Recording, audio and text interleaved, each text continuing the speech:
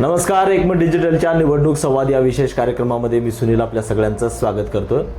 सध्या जिल्हा परिषद आणि पंचायत समितीच्या निवडणुकांची रणधुमाळी सध्या सुरू आहे आणि प्रचार आता शिगेला पोहोचलेला आहे. मी सध्या आहे वाढवणा गटामध्ये भारतीय राष्ट्रीय काँग्रेसकडनं नागोराव चिमनदरे जे आहेत या निवडणुकीच्या रिंगणामध्ये उतरलेले आहेत. ते आज आपल्या सोबत आहेत. सर नमस्कार आणि खूप खूप स्वागत आहे आपल्या या कार्यक्रमामध्ये.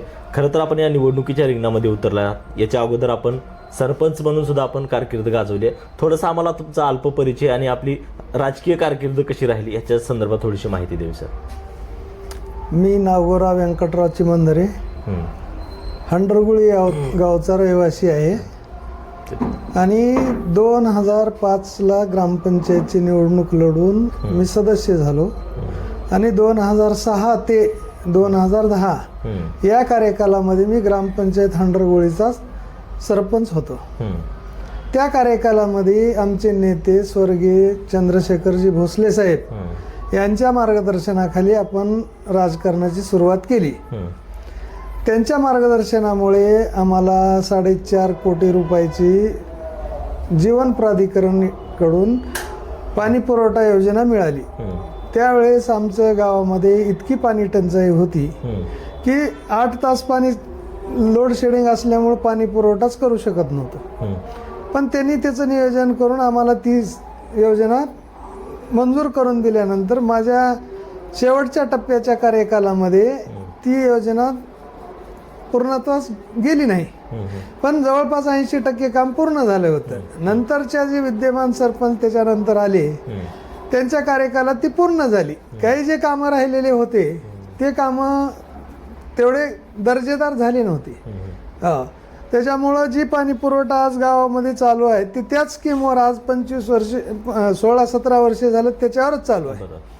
आणि त्यावेळेस यशवंत ग्राम समृद्धी योजना माननीय R.R. पाटील ग्रामविकास मंत्री असताना चालू केलेली होती. त्यावेळेस आम्ही आमच्या गावामध्ये लोकवाटा भरून 10 लाख रुपयाचा जे सिमेंट रस्ता केलेला आहे शिवाजी चौक ते महादेव मंदिर, त्यावेळेसचा त्या रस्ता आजपर्यंत सुद्धा जशाच तसा आहे. म्हणजे इतके दर्जेदार काम आम्ही केलेली. त्याच्यामुळं आम्हाला आणि गावामध्ये लोकांना पिण्याच्या पाण्याचा प्रश्न असेल किंवा कुठल्याही जे कागदपत्राविषयी कशासाठी जर अडचण असेल तर मी असं जिथं थांबलो तिथंच माझ्या बॅगमध्ये शिक्का राहत होता आणि मी जाग्यावरच तिथं बघायचं सही करून द्यायचं. त्याच्यामुळं माझी गावामध्ये लोकांना एक असं वाटतं की बाबा हे सर्वसामान्य माणूस आहे, कुठेही रस्त्यावर भेटला तरी आपलं काम होतंय, कुठेही भेटतात. त्याच्यामुळं माझ्या गावामधून मी प्रचंड मताधिक्य घेऊन मी विजयी होणार आहे. खरं तर पाहिलं तर म्हणजे तुम्ही सरपंचकीच्या काळामध्ये कार्यतत्परतेनं तुम्ही कामं केलीत आणि लोकांचा पण विश्वास आहे तुमच्यावरती असं तुम्ही म्हणताय.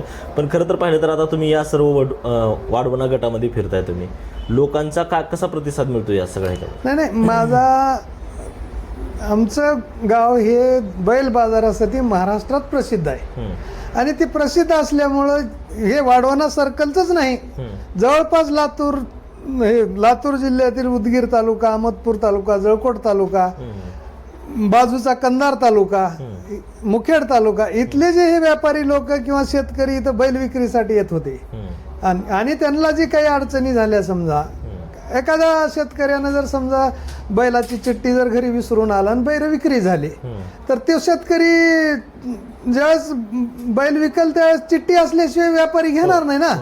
मग ती घरी विसरून यायचं, कधीतरी ती बैलाची चिठ्ठी समजून दुसराच कागद खिशात घेऊन यायचे आणि मग विक्री झाल्यानंतर ती अडचणीची यायची.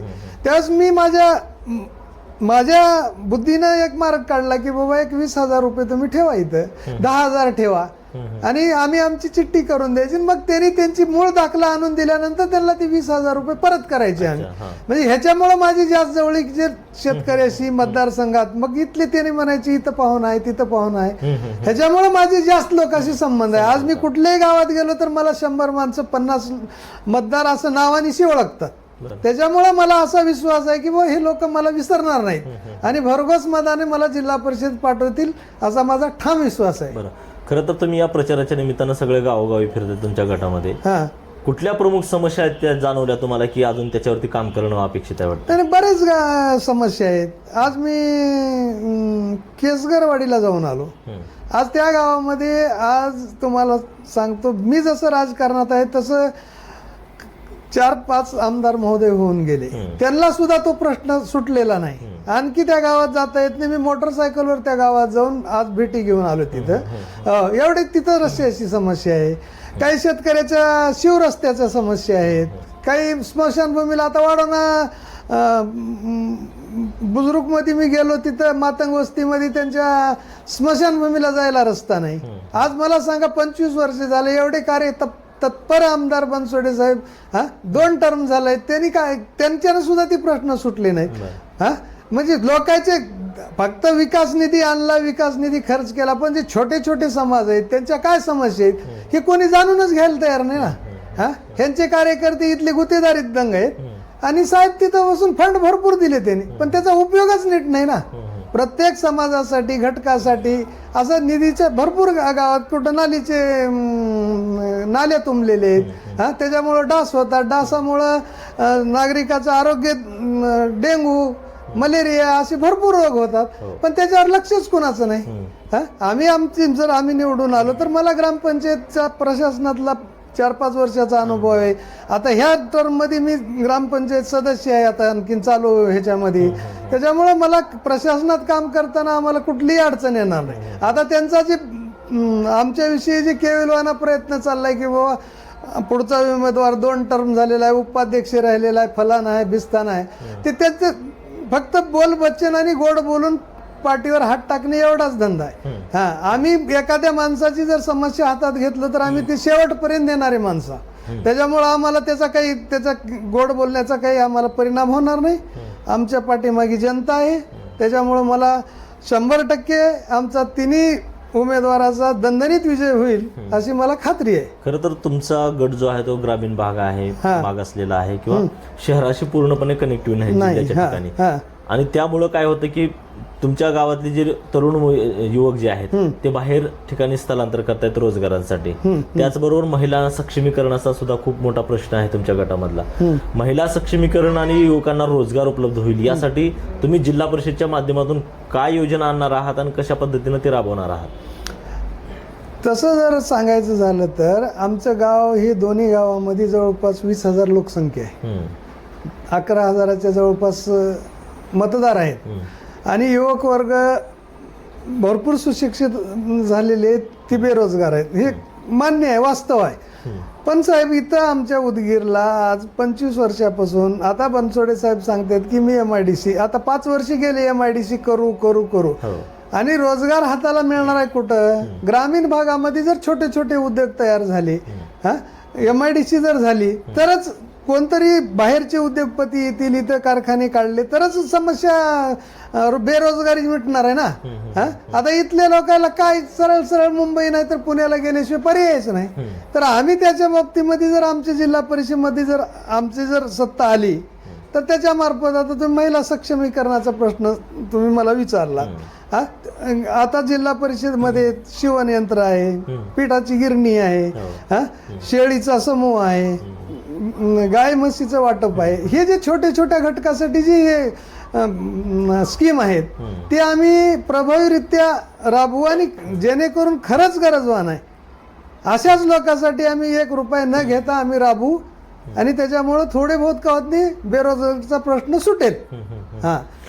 ग्रामीण भागामध्ये शेतीचा सुद्धा खूप मोठा प्रश्न आहे. शेतीचा कस वाढवण्यासाठी नवनवीन तंत्रज्ञान असतील किंवा आधुनिक तंत्रज्ञानाच्या माध्यमातून शेतीचा कस वाढवण्यासाठी किंवा शेतीमध्ये जे उत्पन्न आहे ते वाढवण्यासाठी जिल्हा परिषदच्या माध्यमातून कशा योजना राबवणार आहेत, काय प्रयत्न करणार आहेत, काय संकल्पना डोक्यात? आता शेतीसाठी जर बघितलं तर सर आज सगळ्यात मोठी शेतीला समस्या जर भेडसावत असेल तर मजुराचा प्रश्न आहे आणि मजूरच मिळायला तयार नाहीत. आणि जे काही आहेत पहिल्या पिढीतले लोक काम करणारे आज त्यांची क्षमता राहिलेली नाही आणि तरुण वर्ग हा सगळा बाहेर जाण्यामुळं आज शेतीला इतका मजुराचा प्रश्न भेडसावत आहे, तर जिल्हा परिषदेच्या मार्फत पॉवर टिलर म्हणा किंवा छोटे छोटे यांत्रिकीकरणाचे जे नवीन जे त्याच्यामध्ये प्रयोग करून आता जे शेतीमध्ये अवजार आलेले आहेत, तर ते जिल्हा परिषदेमार्फत सबसिडीवर 50% सबसिडीवर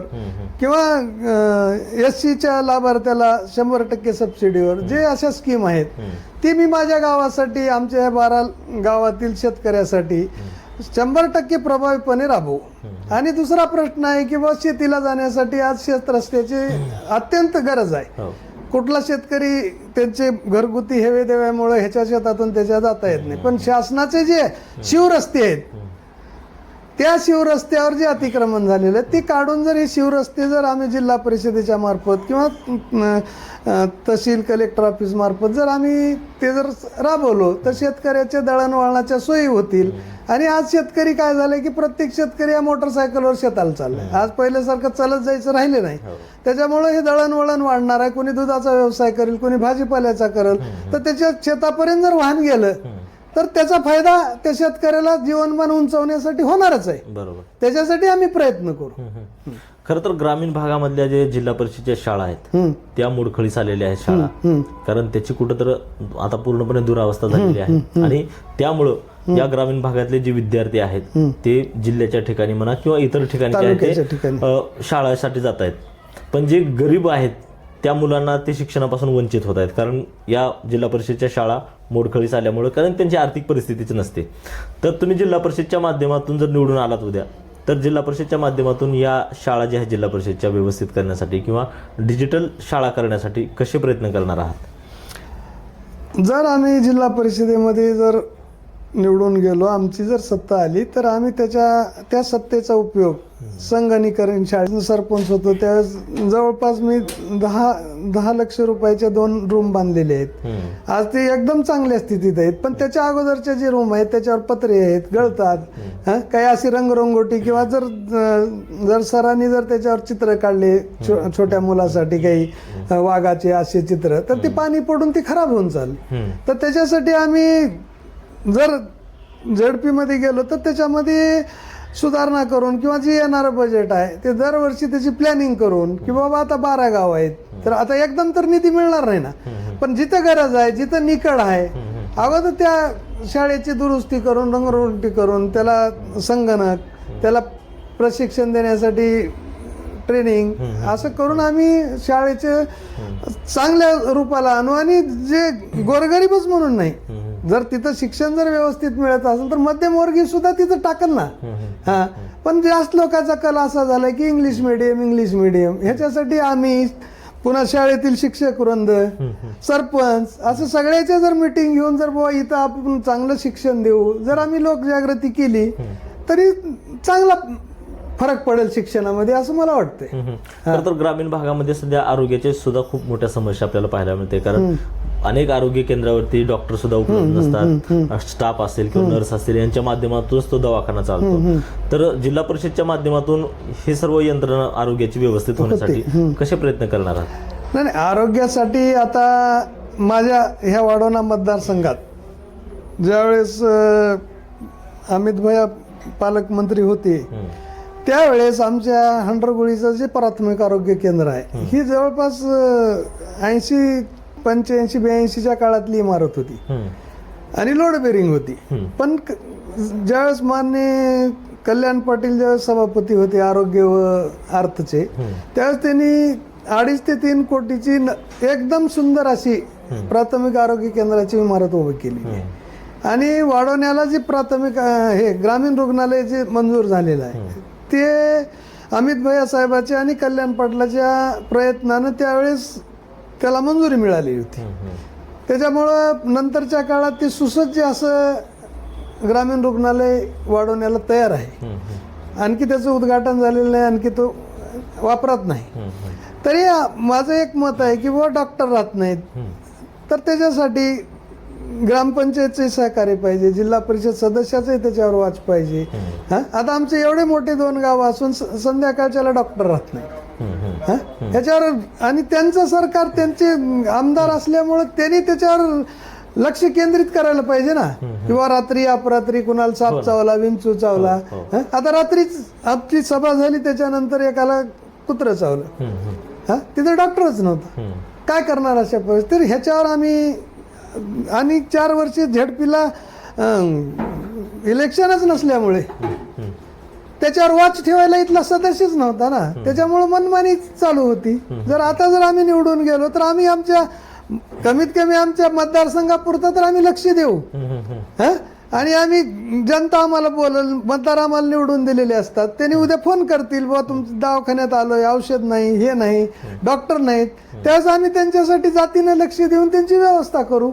आणि आरोग्यासाठी जास्तीत जास्त नागरिकाचं आरोग्य चांगलं राहील, आजारी पडणार नाही, त्याच्यासाठी महत्वाचं स्वच्छ पाणी फिल्टर. आणि जे अस्वच्छ पाणी आहे त्याची जर पाणी जर वाहत राहिलं, मच्छर जर नाही झाले तर आरोग्याचं प्रश्नच उद्भवणारे नाहीत. खरं तर तुम्ही जिल्हा परिषद मध्ये उद्या निवडून गेलात, तर तुमच्या 100 दिवसामध्ये विकासाचा रोडमॅप काय असेल?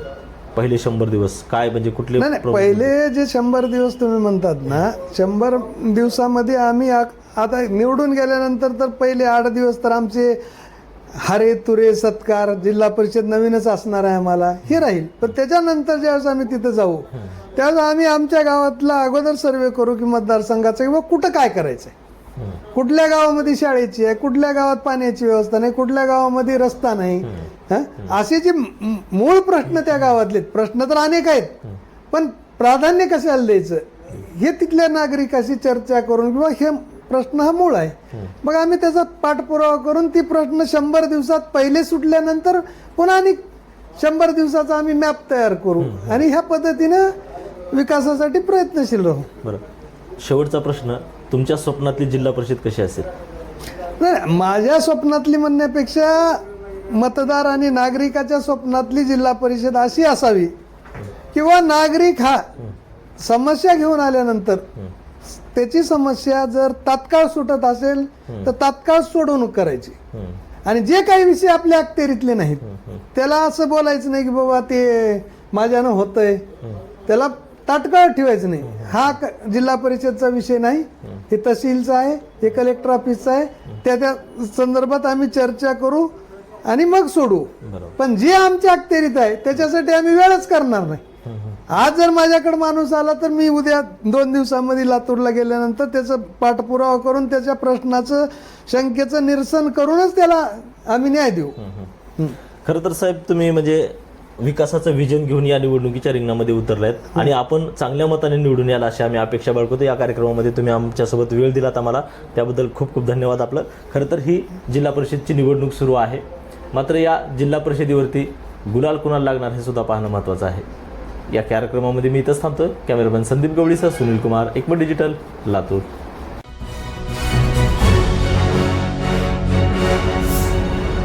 Thanks for watching Ekmat Digital.